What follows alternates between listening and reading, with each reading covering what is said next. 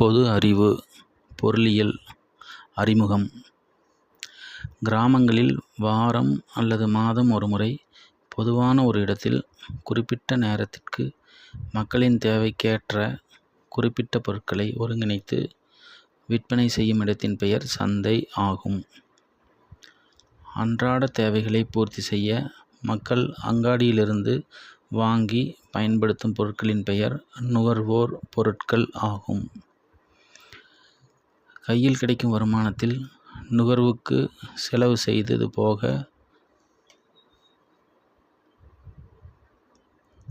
எதிர்கால தேவைக்காக ஒதுக்கப்படும் ஒரு தொகை சேமிப்பு ஆகும். பணம் கண்டுபிடிப்பதற்கான முக்கியமான காரணம் பண்டங்களை ஒருவருக்கொருவர் மாற்றிக்கொள்ளும் போது பண்டங்களின் மதிப்பில் ஏற்படும் வேறுபாடு பல பிரச்சனைகளுக்கு வழிவகுக்கிறது. இப்பிரச்சனையை தீர்க்க கண்டுபிடிக்கப்பட்ட கருவிதான் பணம் ஆகும். கிராமங்கள் நம் நாட்டின் முதுகெலும்பு என்று கூறியவர் மகாத்மா காந்தியடிகள். இன்று உலக மக்கள் தொகையில் 50% அதிகமான மக்கள் நகரங்களில் வாழ்கிறார்கள். தமிழ்நாட்டில் 47% மக்கள் நகரங்களில் வாழ்கிறார்கள்.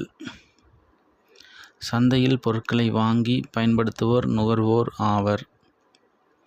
மனிதர்கள் வாழுமிடம் குடியிருப்புகள் ஆகும். முதல்நிலை தொழில்கள் உணவு தேவைக்கும் தொழில் உற்பத்திக்கு தேவையான மூலப்பொருட்களை உற்பத்தி செய்வது முதல்நிலை தொழில்கள் ஆகும்.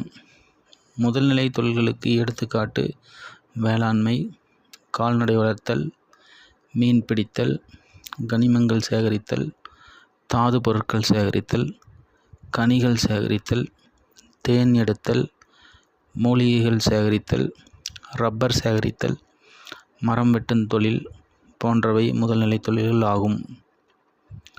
இரண்டாம் நிலை தொழில்கள்.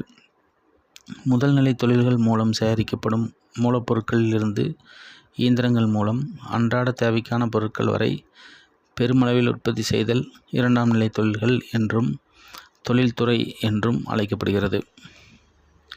உற்பத்திக்கு தேவையான மூலப்பொருட்கள், மூலதனம் ஆகியவற்றின் அடிப்படையில் தொழில்கள் வகைப்படுத்தப்படுகின்றன. பருத்தி, சர்க்கரை, உணவு பதப்படுத்துதல் உள்ளிட்ட தொழிற்சாலைகள் வேளாண்மை சார்ந்த அடிப்படை தொழிற்சாலைகள் ஆகும். காகிதம் தயாரித்தல், மர சாமான்கள் தயாரித்தல், கட்டுமான பொருட்கள் ஆகியவை காடு சார்ந்த தொழிற்சாலைகள் ஆகும். மூன்றாம் நிலை தொழில்கள்.